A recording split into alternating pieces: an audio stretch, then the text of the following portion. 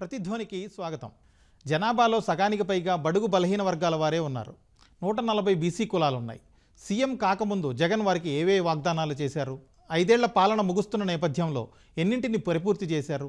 దామాషా ప్రకారం పదవుల్లో వాటా ఇచ్చారా? స్థానిక సంస్థల్లో బీసీ రిజర్వేషన్లు ఎందుకు తగ్గించారు? అలాగే వైకాపా పాలనలో ఎంతమంది బీసీలు హత్యకు గురయ్యారు? దోషులకు ఎలాంటి శిక్షలు విధించారు? 5 ఏళ్లలో 75,000 కోట్లు ఖర్చు చేస్తామన్న బీసీ సబ్ ప్లాన్ సంగతేంటి? చేతి వృత్తిదారుల జీవితాల్లో వెలుగులు నింపారా? ఇది నేటి ప్రతిధ్వని. గత ప్రభుత్వంలో ఉన్నప్పుడు సబ్సిడీ లోన్లు కానీ వలలు కానీ బోట్లు కానీ ఇవన్నీ వచ్చాయి.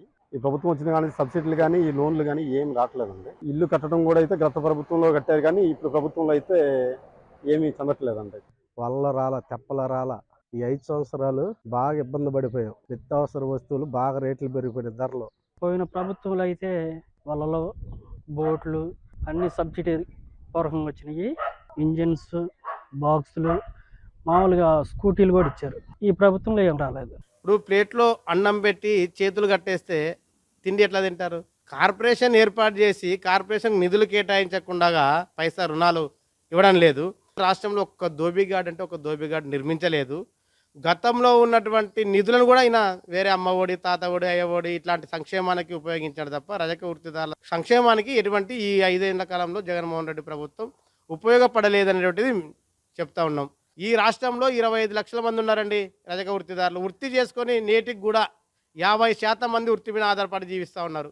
నువ్వు ఇచ్చింది 80,000 మందికే. చేయూత ద్వారా డబ్బులు ఇచ్చేది కూడా ఏదో షరతులు, అంటే సొంత షాప్ ఉండాలి, మీరు షాప్ ఉంటేనే ఇస్తాము, లేదంటే కరెంటు బిల్లు ఇంత ఉంటేనే ఇస్తాము అనేసి రజకులని చాలా మోసం చేసే చేయూత పథకం ప్రవేశపెట్టారు. వాళ్ళపైన దాడులు జరుగుతున్నా, దౌర్జన్యాలు జరుగుతున్నా ఎటువంటి సమస్యను పరిష్కరించడం కానీ లేదు.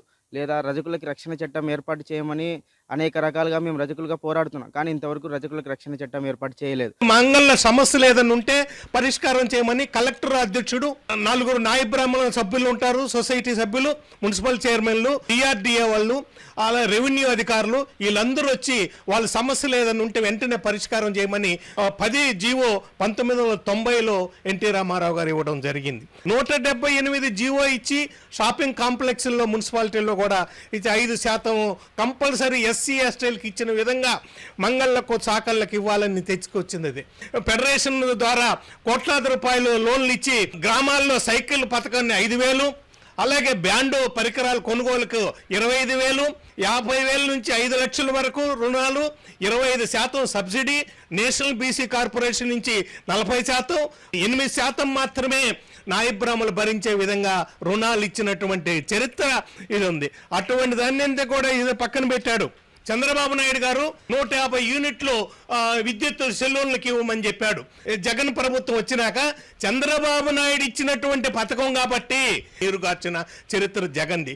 రాష్ట్ర వ్యాప్తంగా గొర్రెలు మేకలు సుమారుగా 8 కోట్లు ఉన్నాయి. ఈ ప్రభుత్వం వచ్చిన తర్వాత ఈ గొర్రెల మేకల పెంపదాలకి కనీసం ₹1 కూడా ఖర్చు పెట్టలేదు. ఎన్సీడీసీ 2వ విడత కింద 88 కోట్లు వచ్చి సంవత్సరం అవుతుంది. ఆ డబ్బుల్ని గవర్నమెంటే వాడేసుకుంది. మాకేమో కట్టమని అప్పు కట్టమని నోటీస్ ఇస్తుంది. 22 కోట్లు సబ్సిడీని వెనక్కిమ్మని ఎన్సీడీసీ వాళ్ళు డిమాండ్ చేస్తున్నారు. మొత్తం 250 కోట్లు ప్రాజెక్టు. ఈ ప్రభుత్వం వచ్చిన తర్వాత మొత్తం ఎన్సీడీసీ నిధులు 2వ విడతనే లేట్ చేశారు. ఆ లేట్ చేసింది కూడా రాకుండా చేశారు. దానివల్ల ఏంటంటే దాదాపు 250 కోట్ల రూపాయలు ఈరోజు కోల్పోయింది ఈ రాష్ట్రం. సబ్సిడీ కూడా 20% సబ్సిడీని కూడా కోల్పోయింది.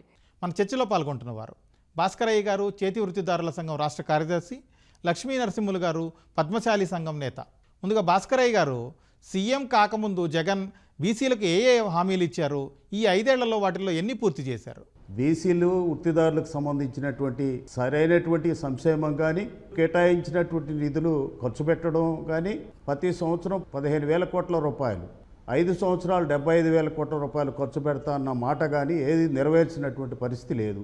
జగనన్న చేదోడు, 3 వృత్తులకు సంబంధించినటువంటి స్కీము, నాయ బ్రాహ్మణులు, రజకులు, అట్నే టైలర్సు, ప్రతి సంవత్సరం మీ అకౌంట్లో సంవత్సరానికి 10,000 లెక్కన 5 సంవత్సరాలు 50,000 రూపాయలు నేరుగా మీ అకౌంట్లోకి వస్తుందని చెప్పినటువంటి మాట ఎంతవరకు నెరవేర్చారంటే చాలా నామకాస్తే తక్కువగా, అది కూడా 3 దఫాలే నెరవేర్చినటువంటి పరిస్థితి ఉంది. అంటే లక్షల మంది ఉన్నటువంటి నాయ బ్రాహ్మణులకు 35,000 మందికి, రజక వృత్తిదారులు 25 లక్షల మంది ఈ రాష్ట్రంలో ఉంటే 50% వృత్తిలో ఉన్నటువంటి వాళ్ళు అంటే 12.5 లక్షల మందికి జగనన్న చేదోడు వేయాల్సి ఉంటే ఆయన వేసినటువంటిది 92,000 174 మందికి ఒక దఫా వేశారు, రెండో దఫా 80,000 మందికి వేశారు. అదేవిధంగా టైలర్స్కి కూడా చాలా తక్కువ మందికి వేసినటువంటి పరిస్థితి. నేతన్న నేస్తం చెప్పినటువంటి మాట షెడ్ కార్మికులకు, ఒక ఆసాం దగ్గర 50 మందో 20 మందో 10 మందో వర్క్ చేస్తుంటే కార్మికులకి షెడ్ కార్మికులకి ఇవ్వకుండా 10,000 రూపాయలు ఒక్కరికే ఓనర్కి మాత్రమే ఇచ్చినటువంటి పరిస్థితి. కార్మికులకు కానీ వృత్తిదారులకు కానీ ఒరిగింది ఏమీ లేదు. ఇందువల్ల మేలు జరిగింది మాత్రం ఏమీ లేదండి. లక్ష్మీ నరసింహులు గారు, ఈ 5 ఏళ్లలో బీసీలపై ఎక్కడెక్కడ దాడులు జరిగాయి? బీసీల రక్షణ కోసం రాష్ట్ర ప్రభుత్వం ఏం చర్యలు తీసుకుంది? ప్రభుత్వం ఏర్పడిన తర్వాత వైసీపీ పార్టీలోకి బీసీలందరినీ చేర్చుకోవాలా అనేటువంటి ఉద్దేశంతోనే మొదటిగా మరి చంద్రయ్యను గొంతు కోసి చంపడం, ప్రకాశం జిల్లాకు చెందినటువంటి పద్మ అనే మహిళను వైసీపీలోకి చేర్చుకోవాలని బలవంతం పెట్టడం, ఆమె పార్టీలోకి చేరేందుకు నిరాకరిస్తే ఆమెను వివస్థలను చేసి మరి వైసీపీ మూకలు ఆమెను తీవ్రంగా అవమానపరచడం, ఈ అవమానాన్ని తట్టుకోలేక ఆ మహిళ కూడా చనిపోవడం జరిగింది. యువగలం పాదయాత్రలో ఒక రజక మహిళ తమ యొక్క బాధలను చెప్పుకుంటే ఆమె పైన కూడా మరి వైసీపీ చేసినటువంటి దుండగుల యొక్క మారణ హోమం అనేది కూడా ఆంధ్ర రాష్ట్ర ప్రజలందరూ కూడా చూశారు. పొద్దుటూరు పట్టణానికి సంబంధించినటువంటి చేనేత కులానికి సంబంధించినటువంటి నందం సుబ్బయ్యను కూడా ఏ విధంగా హత్య చేసి పొట్టన పెట్టుకున్నారో ఈ రాష్ట్ర ప్రజలందరూ కూడా చూస్తున్నారు. మహిళల పట్ల దురాఘాతాలకు పాల్పడడం, ఒక కాలేజీకి వెళ్ళే బాలికను ర్యాగింగ్ చేస్తే సొంతం తమ్ముడు అమర్నాథ్ గౌడ్ అనే అబ్బాయి 10వ తరగతి చదువుతున్నటువంటి అబ్బాయి వాళ్ళని అడ్డుకోబోతే నోటిలో బట్టలు కుక్కి కాళ్ళు చేతులు కట్టేసి పెట్రోల్ పోసి అత్యంత అమానుషంతో చంపడం అనేది ఆంధ్ర రాష్ట్ర ప్రజలందరూ కూడా నివ్వెరపోయారు. దాదాపు 76 మందిని పొట్టను పెట్టుకున్నారండి బీసీ సోదరులని సోదరీమణులని. అక్రమంగా కేసులు పెట్టారు. బీసీ కులాలకు సంబంధించినటువంటి వ్యక్తుల యొక్క ఆస్తులను మరి టార్గెట్ చేసి ఇంటిమిట్ట చేనేత కుటుంబం కూడా ఏ విధంగా సూసైడ్ చేసుకున్నారో మీరందరూ కూడా చూస్తున్నారు. మరి విజయవాడలోనే వస్త్ర వ్యాపారుల పైన మరి తనకు ఇవ్వాల్సినటువంటి డబ్బులు అడిగితే వైసీపీ పార్టీలో ఉన్నటువంటి నాకే డబ్బులు అడుగుతావా అనేటువంటి పద్ధతుల్లో వాళ్ళ ఇద్దరిని కూడా బట్టలు ఊడదీసి తీవ్రంగా వాళ్ళని తిట్టి దాడి చేయడం కూడా ఆంధ్రప్రదేశ్ రాష్ట్రంలో ఉన్నటువంటి ప్రజలందరూ కూడా చూశారు. చంద్రబాబు నాయుడు గారి కోసం సైకిల్ యాత్ర చేపట్టినటువంటి బీసీ కులంలో ఉన్నటువంటి రెడ్డిక కులస్తులు వాళ్ళందరూ కూడా సైకిల్ యాత్ర చేస్తే పుంగునూరులో ఉన్నటువంటి పెద్దిరెడ్డి రామచంద్రారెడ్డి గారి మనుషులు ఏ విధంగా సైకిళ్లను ఆపేసి వాళ్ళు వేసుకున్నటువంటి పసుపు చొక్కాలని మరి ఊడదీసి టీషర్ట్లనన్నీ కూడా ఉప్పేసి వాళ్ళని ఏ విధంగా నానా బూతులు తిడుతూ కాళ్ళతో తన్నారో ఈ రాష్ట్ర ప్రజలందరూ కూడా చూశారు. ఈ ప్రజాస్వామ్యంలో ఉన్నామా, లేదంటే నియంత పాలనలో ఉన్నామా, ఒక రౌడీ రాజ్యంలో ఉన్నామా, ఒక దుర్మార్గమైనటువంటి పాలనలో మరి వాళ్ళ యొక్క భావ వ్యక్తీకరణ స్వేచ్ఛ, రాజ్యాంగం కల్పించినటువంటి స్వేచ్ఛను హరించేటువంటి ఈ వైసీపీ పాలనకు బుద్ధి చెప్పాలనేటువంటి పద్ధతుల్లో మరి బీసీలందరూ కూడా చూస్తున్నారు. ఎక్కడ న్యాయం జరుగుతుందండి? బీసీలకు దాడులు చేస్తున్నది వాళ్ళు, దాడులు చేయించబడుతున్నది బీసీలు. అయ్యా మా పైన ఈ విధంగా దాడులు జరుగుతున్నాయని పోలీస్ స్టేషన్లలోకి వెళ్ళి కంప్లైంట్ ఇస్తే కంప్లైంట్ తీసుకునేదానికి రక్షక భటులు సిద్ధంగా లేరు. పోలీసులు వృత్తులు చేయకోకుండా వైసీపీ పాలకుల యొక్క తొత్తులుగా వ్యవహరిస్తున్నారు. ఎక్కడ కూడా కంప్లైంట్ తీసుకోవడం లేదు, ఎఫ్ఐఆర్లు నమోదు చేయడం లేదు, ఛార్జ్ షీట్ వేయడం లేదు. ఆ కేసులను తీసుకొని వెళ్ళడానికి చట్టానికి లోబడినటువంటి చర్యలు తీసుకోవడానికి పోలీస్ వ్యవస్థ ఏమాత్రం కూడా ముందుకు రావడం లేదు. మరి నియంతలాగా పాలిస్తున్నటువంటి ముఖ్యమంత్రి జగన్మోహన్ రెడ్డి గారికి ఎందుకు ఊడిగం చేస్తున్నారని చెప్పేసి అడుగుతున్నారు. తిరిగి మళ్ళా పోలీసు వాళ్ళు కూడా బీసీలుగా పుట్టి మళ్ళా వచ్చి వైసీపీ పాలకులపైన నాయకులపైన మీరు కేసులు పెట్టేంత ధైర్యం మీకుందే అని పోలీసు వాళ్ళు మళ్ళా నిలబెట్టి ముఖాల మీద మూత్రము పోయించి గుడ్డలు విడదీసి కొట్టించినటువంటి ఘనత చరిత్ర కూడా ఈ వైసీపీ పార్టీకే దక్కుతుంది. భాస్కరయ్య గారు, బీసీ సబ్ ప్లాన్ కింద ఏటా 15,000 కోట్లకు తక్కువ కాకుండా 5 ఏళ్లలో 75,000 కోట్లకు పైగా ఖర్చు చేస్తామని, అలాగే చేయూత ద్వారా 4 విడతల్లో ఒక్కో బీసీ మహిళకు 75,000 రూపాయల చొప్పున ఆర్థిక సాయం అందిస్తామని జగన్ మాటిచ్చారు. వీటి అమలు ఎలా ఉంది? ప్రతి సంవత్సరం బీసీ సప్లాన్ కింద 15,000 కోట్లు తగ్గకుండా కేటాయించి ఉద్ధరిస్తానని చెప్పినటువంటి జగన్మోహన్ రెడ్డి గారు అవి ఖర్చు చేయడంలో శూన్యం. వృత్తిదారులకు కానీ బీసీలకు కానీ, బీసీల్లో ఉన్నటువంటి పిల్లలకు కానీ, ఉపాధికి కానీ, స్కిల్ డెవలప్మెంట్ ద్వారా కానీ, లేదు కార్పొరేషన్ల ద్వారా కానీ ఏవి ఖర్చు పెట్టి అభివృద్ధి పరిచిన దాఖలాలు ఎక్కడా లేవు. పోయిన బడ్జెట్లో 38,206 కోట్ల రూపాయలు బీసీలకు కేటాయిస్తున్నామని చెప్పారు. ఎక్కడ ఖర్చు పెట్టారు? పబ్లిసిటీకి కానీ, వృత్తిదారులు బీసీలని నమ్మించే మోసగిచ్చే మీటింగులకు కానీ, లేదు చైర్మన్ల ఖర్చులకు కానీ, డైరెక్టర్ల ఖర్చులకు కానీ బుర్రకథ చెప్పే వాళ్ళకు వంతబాడినట్టుగా బీసీలకు సంబంధించినటువంటి బడ్జెట్ ఖర్చు పెట్టకపోయినా సరే ఆయన జగన్మోహన్ రెడ్డి వైఎస్ఆర్ పార్టీ నమ్మినటువంటి వాళ్ళు ప్రభుత్వానికి జగన్మోహన్ రెడ్డికి వంతబాడేదానికి పనికొస్తుంది తప్పక బీసీలకు ఉద్ధరించినటువంటి పరిస్థితి ఏమీ లేదండి. బీసీ మహిళల్లో 45 సంవత్సరాల నుంచి 59 సంవత్సరాల లోపు ఉన్నటువంటి మహిళలకి, చేతి వృత్తుల్లో ఉన్నటువంటి మహిళలకి మాటలేమో కోటలు దాటినాయి, చెయ్యి మాత్రం గడప దాటలేదనే సామెతగా వాళ్ళు ఇచ్చినటువంటిది చాలా తక్కువ మందికి ఇచ్చారు. ఇది వైసీపీకి సంబంధించినటువంటి వాళ్ళు అన్నటువంటి వాళ్ళకి ఏదో కొద్దిమందికి పడింది తప్పక జగనన్న చేతి పడలేదు. జగనన్న చేదోడ పరిస్థితి కూడా అదే విధంగా జరిగిందండి. లక్ష్మీ నరసింహులు గారు, బీసీలకు స్థానిక సంస్థల ఎన్నికల్లో రిజర్వేషన్లను ఈ ప్రభుత్వం తగ్గించిందని బీసీ సంఘాలు అంటున్నాయి. ఎందుకు తగ్గించారు? బీసీలను రాజకీయంగా ఈ ప్రభుత్వం ప్రోత్సహించిందా? గత ప్రభుత్వంలో 34% స్థానిక సంస్థల ఎన్నికల్లో రిజర్వేషన్లు కల్పిస్తే ఈ ప్రభుత్వం ముఖ్యమంత్రిగా జగన్మోహన్ రెడ్డి గారు అధికారంలోకి వచ్చిన తర్వాత జరిగినటువంటి స్థానిక సంస్థల ఎన్నికల్లో 10% తగ్గించి 24% మాత్రమే కేటాయించడం, 16,800 మంది మరి రాజ్యాంగబద్ధ పదవులకు దూరం చేసింది వైసీపీ ప్రభుత్వం. బీసీ కులంలో పుట్టి ఒక ఎంపీటీసీ గానో ఒక జెడ్పీటీసీ గానో ఎన్నికయ్యి మరి లోకల్ బాడీస్లో తమ యొక్క రాజ్యాంగం ద్వారా రావాల్సినటువంటి మరి హక్కులను సాధించి ప్రజలకు సర్వీస్ చేయడానికి ఉపయోగపడేటువంటి ఈ రాజ్యాంగబద్ధ పదవులను దూరం చేసింది వైసీపీ ప్రభుత్వం. ఒక కుట్రపూరితంగా జీవో నంబర్ 560ను తీసుకొని వచ్చి మరి మండల కేంద్రాలు ఒక యూనిట్ గాను ఎంపీటీసీలుగా, మరి జిల్లా కేంద్రాల్లో జెడ్పీటీసీగా ఒక యూనిట్ గాను తీసుకొని అక్కడ ఉన్నటువంటి కులాల ప్రాతిపదికన మరి ఆ శాతాన్ని రిజర్వేషన్ చేయడం వల్ల బీసీలకు చెందినటువంటి కులాలకు సంబంధించినటువంటి బిడ్డలు ఈరోజు రాజ్యాంగబద్ధ పదవులకు దూరమయ్యారు. వైసీపీ పార్టీలో ఉన్నటువంటి ద్వితీయ శ్రేణి నాయకత్వం కూడా ఈ విషయం మీద పదే పదే విజ్ఞాపనలు చేసినా కూడా లెక్క చేయడం లేదు, ఖాతరు చేయడం లేదు. జగన్మోహన్ రెడ్డి గారికి స్థానిక సంస్థల ఎన్నికలు జరిగిన తర్వాత వారికి గ్రాఫ్ అనేది పడిపోయింది. ఈరోజు బీసీలు జగన్మోహన్ రెడ్డి వెంట లేరు, చాలా స్పష్టంగా అర్థమవుతుంది. ఎక్కడ చూసినా బీసీ సోదరులందరూ కూడా మాకు న్యాయం జరగడం లేదు, ఈ జగన్ పాలనలో బీసీలకు రాజ్యాధికారం అనేది హరింపజేస్తున్నారని చెప్పేసి చాలా స్పష్టంగా చెప్తున్నారు. బీసీలకు మొండి చేయి చూపాలా, వాళ్ళు రాజకీయంగా ఎదగకూడదు, రాజకీయంగా ఎదిగితే వాళ్ళు ఖచ్చితంగా చైతన్యవంతులు అవుతారు. కాబట్టి తన సామాజిక వర్గం వాళ్ళే రాజకీయ పదవులలో రాజ్యాంగబద్ధ పదవులలో ఉండాలా, బీసీలు ఎప్పుడూ కూడా వెనుకబడిన తరగతులు కాబట్టి వెనకనే ఉండాలనేటువంటి ఉద్దేశం తప్ప జగన్మోహన్ రెడ్డి గారికి వేరే ఉద్దేశం కనపడడం లేదు. మా వెన్నెమ్మకను విరిచేటువంటి పద్ధతుల్లో పాలన కొనసాగిస్తున్నారు. అందుకనే జగన్మోహన్ రెడ్డి గారు బీసీల పక్షపాతి కాదు, బీసీల ద్రోహి జగన్మోహన్ రెడ్డి. భాస్కరయ్య గారు, చేతి వృత్తిదారుల బతుకుల బాగుకు ఈ 5 ఏళ్లలో జగన్ ప్రభుత్వం ఏం చేసింది? వివిధ వృత్తిదారులు ఏమంటున్నారు జగన్ పాలన మీద?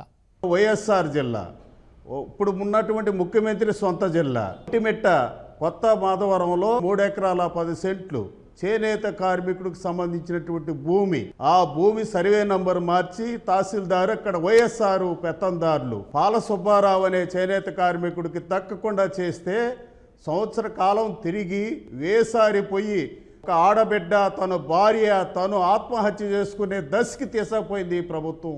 నిన్న కూడా మదనపల్లిలో చేనేత కార్మికుడు చచ్చిపోయాడు.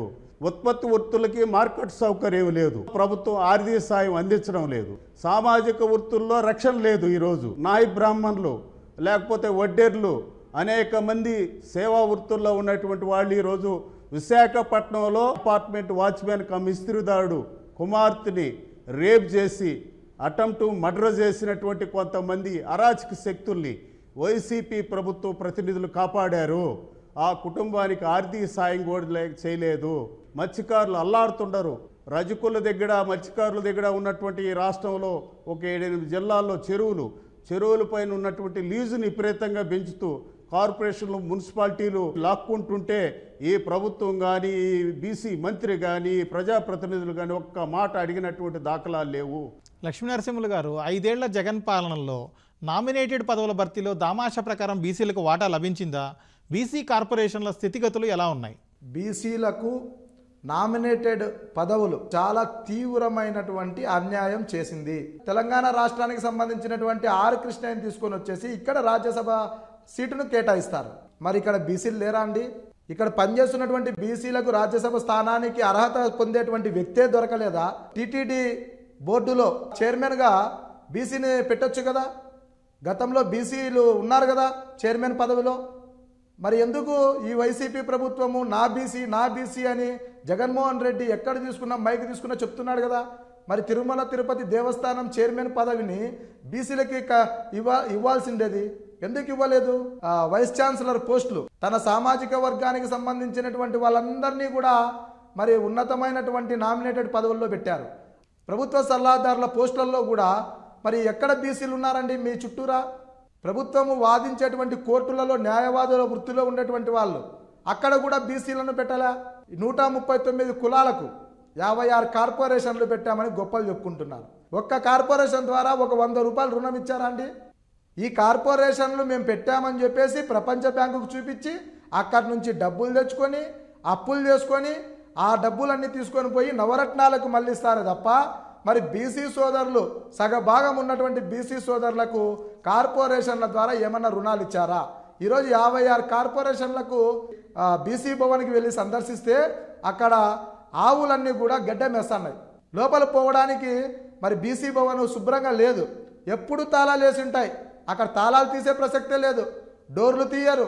అక్కడ కూర్చోవడానికి చైర్మన్లకు చైర్లు లేవు, డైరెక్టర్లకు చైర్లు లేవు. ఎందుకండి ఇట్లా అలంకారప్రాయమైనటువంటి పదవుల్ని బీసీకి ఇచ్చి మమ్మల్ని ఎందుకు అవమానపరుస్తున్నారండి జగన్మోహన్ రెడ్డి గారు? జగన్మోహన్ రెడ్డి గారి సొంత బాబాయ్ అయినటువంటి వైవి సుబ్బారెడ్డి గారు ముందర బీసీ మంత్రి అయినటువంటి చెల్లుబోయిన వేణుగోపాలకృష్ణ గారు మోకాళ్ళ మీద కూర్చొని వంగి దండాలు చేస్తున్నారంటే బీసీల యొక్క ఆత్మగౌరవాన్ని తాకట్టు పెట్టే విధంగా పరిపాలన కొనసాగిస్తున్నారు ఈ వైసీపీ ప్రభుత్వం, ఈ ముఖ్యమంత్రి జగన్మోహన్ రెడ్డి గారు. భాస్కరయ్య గారు, రాష్ట్రంలో ప్రధాన చేతి వృత్తులపైన ఎంతమంది ఆధారపడి ఉన్నారు? ఈ 5 ఏళ్లలో వాళ్లకు గతానికంటే అదనంగా ఏం మేలు జరిగింది? మత్స్య సంపదలో అక్కడొచ్చే సంపదలో సగం శాతం కూడా మత్స్యకారులు ఖర్చు పెట్టి అభివృద్ధి చేసేదానికి ప్రభుత్వం ముందుకు రావడం లేదు. నాయ బ్రాహ్మణులు రజకులు అనేక ఇబ్బందులకు గురవుతుండరు. వడ్డేర్ల పైన రజకుల పైన ఇప్పటికీ కూడా దాడులు జరుగుతున్నాయి. ఒక అట్రాసిటీ చట్టం ఇవ్వమని చెప్పి ఈ 5 సంవత్సరాల కాలంలో మున్సిపల్ సెక్రటరీలు కానీ బీసీ మినిస్టర్లు కానీ అనేక పలు దఫాలుగా మేము పోయి ఒత్తిడి పెట్టి అర్జీలు ఇచ్చి తిరిగితే ఇప్పటికీ కూడా ఒక్క మాట మాట్లాడినటువంటి దాఖలాలు లేవు. 56 మంది చైర్మన్లు, 726 మంది డైరెక్టర్లు. వైఎస్ఆర్ ప్రభుత్వం భజన చేయడానికే ఉన్నారా? వృత్తిదారులుగా ఉన్నటువంటి వాళ్ళకి కార్పొరేషన్ ద్వారా వాళ్ళ పిల్లలుగా ఉండేదానికి అభివృద్ధి పరిచేదానికోసం మీరు ఉపయోగపడే విధంగా ఏమన్నా ఒక స్కీమును కొనసాగించారా? ఒక్క రూపాయి ఖర్చు పెట్టారా? కొమ్మర్లు ఉండారు. ఈ ఎండాకాలం 3 నెలలు 2 నెలలే కుండలు తెచ్చుకొని పెట్టుకునేటటువంటి పరిస్థితి. మేదర్లకు ఉపాధి లేదు. ఎదురు కూడా విపరీతమైన రేటు పెట్టి కొనుక్కోవాల్సినటువంటి పరిస్థితి వచ్చింది. ఎదురుకిచ్చే సబ్సిడీని కూడా రద్దు చేశారు. 12 రకాల వృత్తులకు సంబంధించినటువంటి వృత్తి సహకార సొసైటీల్ని జగన్మోహన్ రెడ్డి ముఖ్యమంత్రి అయిన తర్వాత ఒక్క కలంపోటుతో లక్షల సొసైటీల్ని రద్దు చేశారు. 11 మంది 15 మందికి సంబంధించినటువంటి వృత్తి సహకార సొసైటీల్ని, అంటే సహకార రంగాన్ని పూర్తిగా నిర్వీర్యం చేసేసి కార్పొరేషన్ ద్వారా ఉద్ధరిస్తానని చెప్పి ఇప్పటికీ కూడా ఈ కార్పొరేషన్లు 56 కార్పొరేషన్లు 139 కులాలకు సంబంధించి మేము ఇదిగో విధి విధానాలు నిర్ణయించాము, వాళ్ళ అభివృద్ధికి ఇది చేస్తాం, వృత్తుల అభివృద్ధికి బీసీలో ఉన్నటువంటి వృత్తిదారుల పిల్లలకి ఇదిగో మేము ఈ స్కిల్ డెవలప్మెంట్ ద్వారా ఈ మిషనరీ ఇప్పిస్తాము, ఉద్యోగం వచ్చేదానికి మార్గం చూపిస్తాము, ఆ నిధులు ఖర్చు పెడతాము, ఈ విధంగా మేము చేస్తామని విధి విధానాలు ప్రకటించిన దాఖలాలు కూడా లేనటువంటి ఈ పనికిమాలిన ప్రభుత్వం ఈరోజు మళ్ళా బీసీలు కాడ వృత్తిదారులు కాడ ఓట్లు అడ్డగడానికి సార్వత్రిక ఎన్నికల్లో ఎట్ట వస్తుందని చెప్పి బీసీలు వృత్తిదారులు కొత్తలాడుతున్నటువంటి పరిస్థితుల్లో ఈరోజు ఉన్నారు ఆంధ్రప్రదేశ్లో అని మేము చెప్పదలుచుకున్నామండి. 10 లక్షల కోట్ల రూపాయలు అప్పు చేశారని చెప్పి ప్రభుత్వం లెక్కలే చెప్పారు. మరి 2.5 లక్షల కోట్ల రూపాయలు నువ్వు బటన్ నొక్కి సంక్షేమానికి ఖర్చు పెట్టానంటే మిగతా 7.5 లక్షల కోట్ల రూపాయలు నీ దగ్గర ఉన్నటువంటి కోటీశ్వరులు, నీ దగ్గర ఉన్నటువంటి మోసగాళ్ళు, నీ దగ్గర ఉన్నటువంటి దోపిడీదారులకు ఇచ్చావా, ఎవరికి ఇచ్చావా చెప్పాల్సిన అవసరం ఉంది ఈ ప్రభుత్వం అని చెప్పి మేము అడుగుతున్నాం, వృత్తిదారులు అడుగుతున్నాం. లక్ష్మీ నరసింహులు గారు, రాష్ట్రంలో బీసీ డిక్లరేషన్ అలాగే బీసీల రక్షణకు ప్రత్యేక చట్టం ఆవశ్యకత ఏంటి? బీసీలోని మెజారిటీ వర్గాలు రాజకీయంగా ఎలాంటి నిర్ణయం తీసుకోబోతున్నారు వచ్చే ఎన్నికల్లో? ఈనాడు రాష్ట్రంలో ఉన్నటువంటి బీసీ కులాలకు సంబంధించినటువంటి వ్యక్తులు, వాళ్ళ కుటుంబాలు చాలా వరకు కూడా ఇబ్బందులు పడుతున్నారు. దాడులైతేనేమి, హత్యలైతేనేమి, దుర్మార్గాలైతేనేమి, మానభంగాలైతేనేమి, ఈ విధంగా చేస్తూ పోతూ ఉంటే బాధిత కుటుంబాలు రక్షణ కోసము పోలీస్ స్టేషన్లకు పోతే వాళ్ళకి న్యాయం జరగకపోతుంది. కాబట్టి ఒక బీసీలకు ఒక రక్షణ చట్టం అనేది ఖచ్చితంగా కావాలా అనేది ఒక బలమైనటువంటి డిమాండ్ ఈరోజు ఉత్పన్నమవుతుంది. గతంలో ఎప్పుడు కూడా బీసీల పైన ఇటువంటి దాడులు జరిగిన దాఖలాలు ఎక్కడ కూడా లేవు. ఇటువంటివి హత్యలు జరిగినటువంటివి లేవు. వారి భూములను లాక్కునేటువంటి ప్రక్రియ ఎక్కడా కూడా ఉండేది కాదు. అత్యాచారాలు లేవు. వారి సొంతంగా వాళ్ళు పనులు చేసుకునే వాళ్ళు, వాళ్ళ కష్టాల మీద వాళ్ళు బతికేటువంటి వాళ్ళు, వారి ఆస్తి ఏదో కొద్దిగా ఉంటే ఆ భూమిలోనే వ్యవసాయం చేసుకొని బతికేవాళ్ళు. కానీ ఈరోజు వైసీపీ ప్రభుత్వం వచ్చిన తర్వాత ఈ ప్రభుత్వం యొక్క ఆగడాలతో, వారి యొక్క ధనదాహంతో ఈరోజు బాధింపబడినటువంటి మా బీసీ కులాలంతా కూడా ఈరోజు మాకు రక్షణ కరువైంది కాబట్టి రక్షణ చట్టం కావాలనేటువంటి డిమాండ్ అనేది రాబడింది. నేనున్నాను, నన్ను నమ్మండి అంటే ఓట్లు వేసినాం. కానీ ఈరోజు ఏం జరిగింది? బీసీలకు ఖాళీ తట్ట మాత్రమే మా చేతిలో పెట్టాడు, అడుక్కోండి అనే పద్ధతుల్లో. అందుకనే ఇటువంటి పాలకుల యొక్క మాటలు నమ్మి మోసపోయినాము. అట్లా ఉండకూడదు. ఖచ్చితంగా మాకు ఒక డిక్లరేషన్ అనేది మాకు కావాలా. ఆ డిక్లరేషన్ ద్వారా మాకు రాబోయేటువంటి ఆర్థిక ఫలాలు ఈ పాలకుల ద్వారా ఏమొస్తాయి అనేది మేము 1000 కళ్ళతో ఎదురు చూస్తున్నాం. జగన్మోహన్ రెడ్డి గారు అధికారంలోకి వచ్చిన తర్వాత విదేశీ విద్యను దూరం చేశాడు. మేము ఏదైనా వ్యాపారం చేసుకుంటాం, స్మాల్ స్కేల్ ఇండస్ట్రీ పెట్టుకుంటామని చెప్పేసి అడిగితే మాకు లోన్లు ఇచ్చేటువంటి వాళ్ళు 50% సబ్సిడీతో. ఈరోజు అవన్నీ లేవు.